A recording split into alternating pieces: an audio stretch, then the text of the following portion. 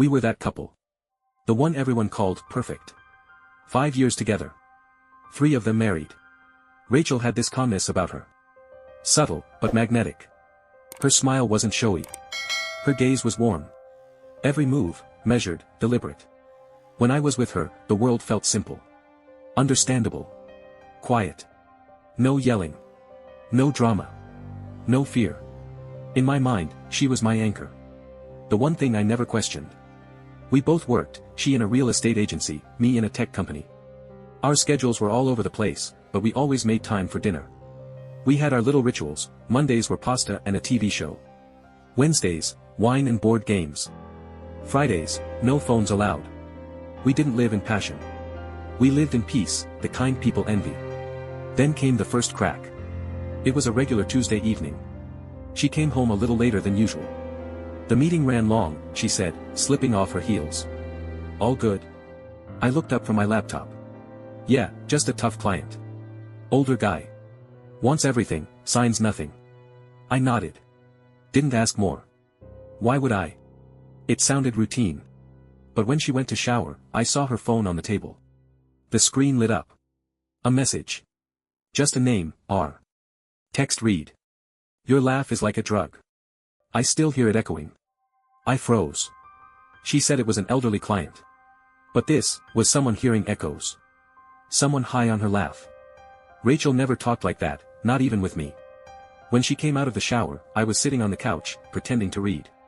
She didn't seem to notice anything. How's the grumpy old guy? I asked. She smiled weakly. Still grumpy. But I'll manage.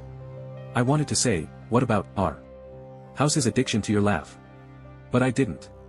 That night, I didn't sleep. I just stared at the ceiling, listening to her breathe next to me. And wondering who she really was.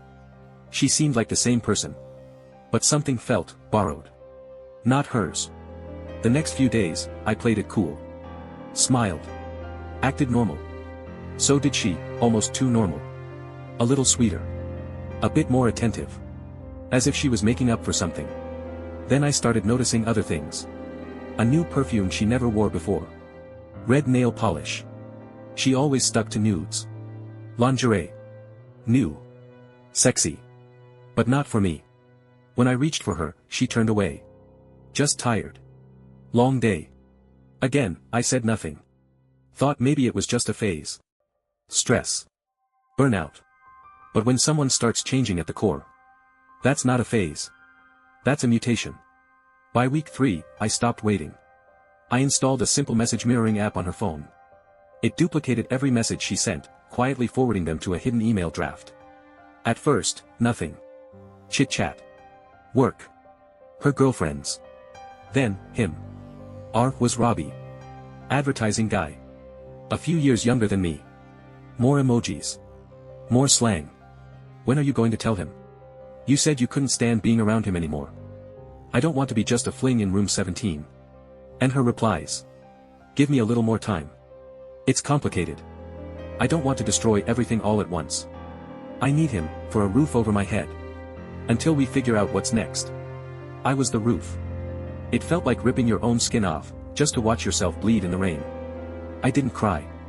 Didn't scream. I just sat there. Staring at the phone on the table. And I made a decision.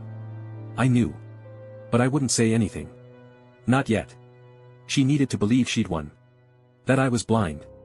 Because only then would the fall hurt the most. I wiped the screen. Smiled. Walked into the bedroom. Laid down next to her. She curled up beside me in her sleep. And I stared at the ceiling. Building the plan. Silence has a scent. It smells like dust. Like the perfume she leaves behind in a room even when she's no longer in it. It smells like freshly brewed coffee from her hands. Like smiles. Like long monologues where she convinces me I'm the center of her world. I've known for 4 months now that it's all a performance. And yet, I still sit across from her at the dinner table, listening as she tells me how exhausting her clients are. People are so cold nowadays, she says. They've forgotten how to trust. Irony? No. That's fate smirking right in my face. I look into her eyes and nod. Yeah. People change. She thinks I changed. That I've grown quieter. Softer. More distant. The truth? I just stopped playing her game. And started playing mine. I record everything.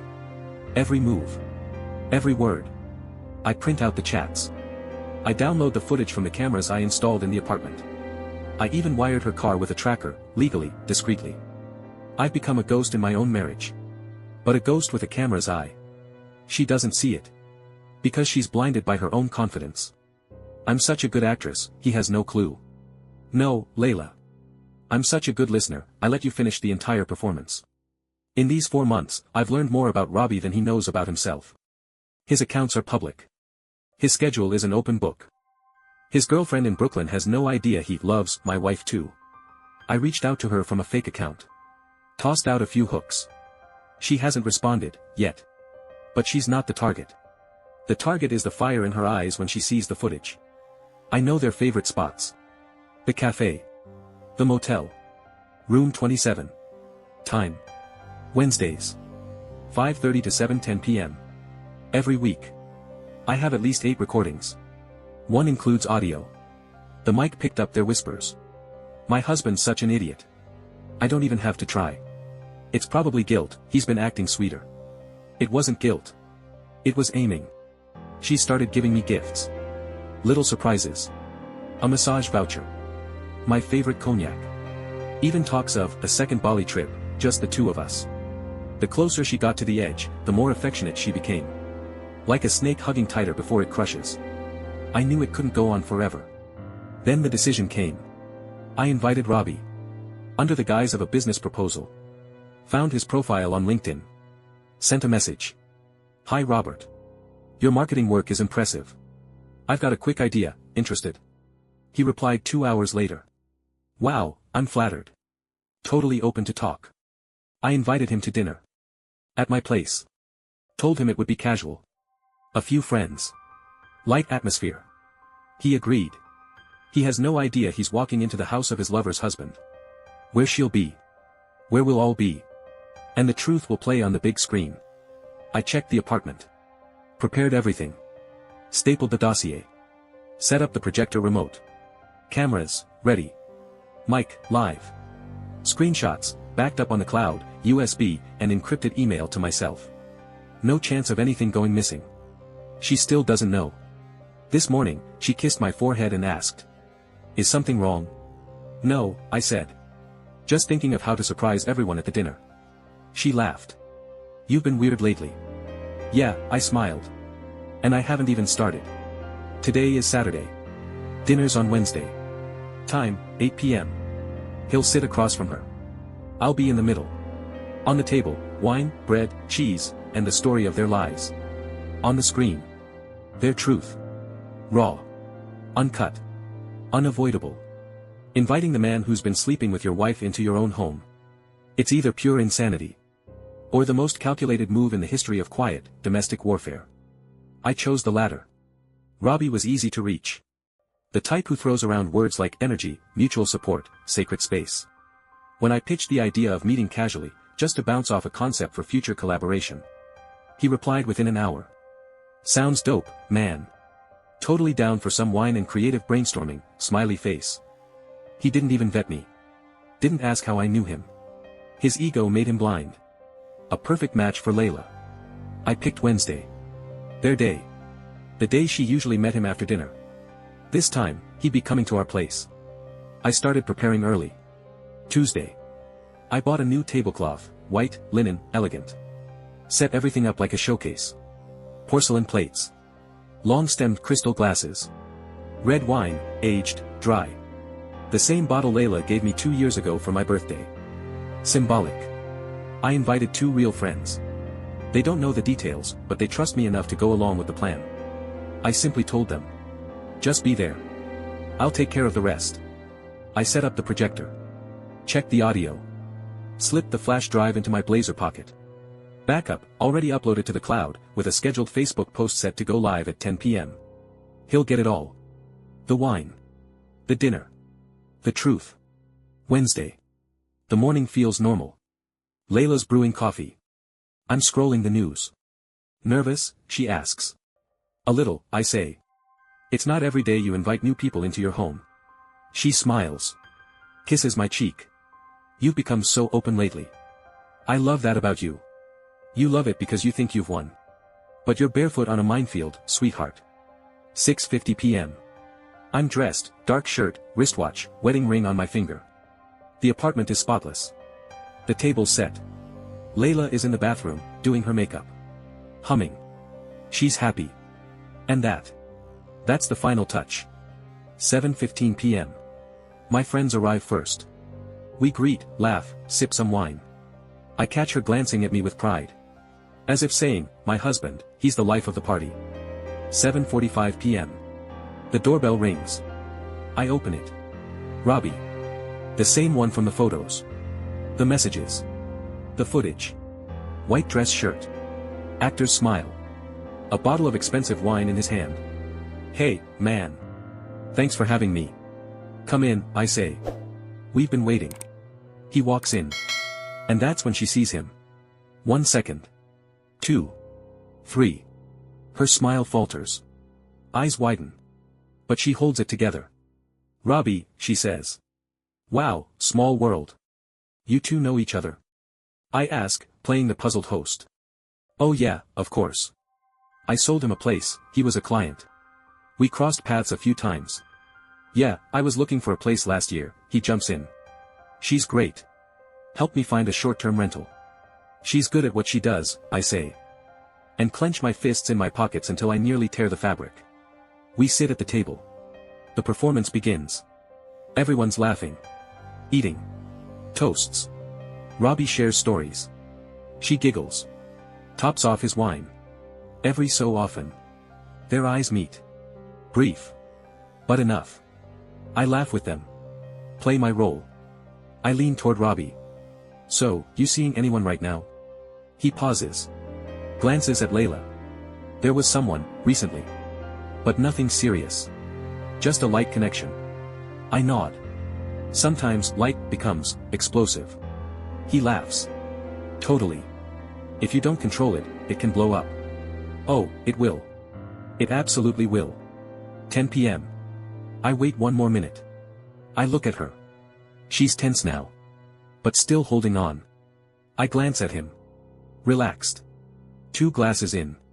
Laughing with my friends. I stand up.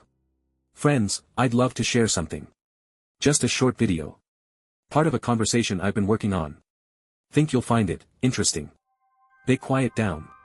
She knows. I see her fingers tightening around the napkin. He's still smiling. I grab the remote. Turn off the lights. And then. On the wall. The first frame. Her. In his arms. In the motel. No titles. No explanation. Just footage. Second by second. The sound. The breathing. The laughter. Dinner has finally begun. The real one. The projector beamed white light onto the wall. The room sank into semi-darkness. On the screen, her. In a black coat. Standing by a car. Then, footage of her walking through the familiar doors of the motel. Robbie right behind her. The silence around the table turned heavy. Tangible. Like the air was bracing for impact. I said nothing. No explanations.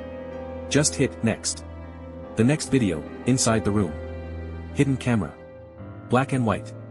He placed his hands on her waist. She laughed. The footage wasn't explicit.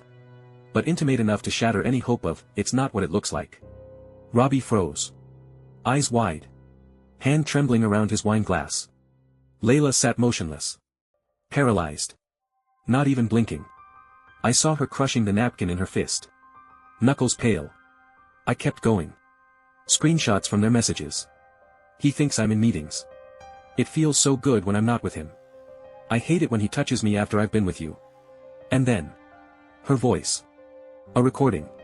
Sometimes I just wish he'd disappear. If it wasn't for his paycheck, I'd be with you already. Someone coughed.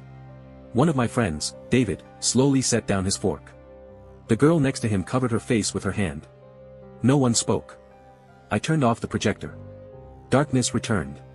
Only the dim streetlight slipped through the blinds. I stood. Slowly. Lifted my glass. Quietly. To the truth, I said. And drank. All of it. The wine was warm. Bitter. But real. I looked at Robbie. Don't worry. This isn't a trap. No one's going to kill you. Pause. At least, not physically.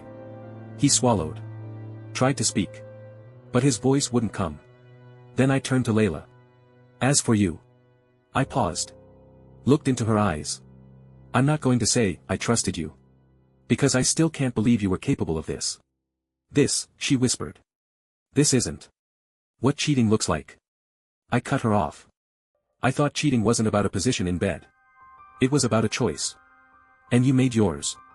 She tried again. Please. I didn't mean.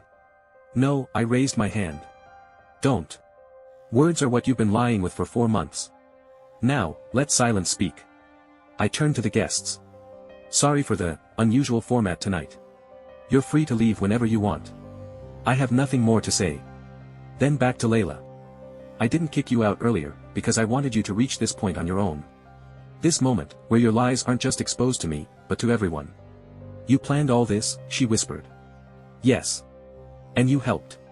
With every, I love you, with every hand you laid on my shoulder after sneaking out of a motel.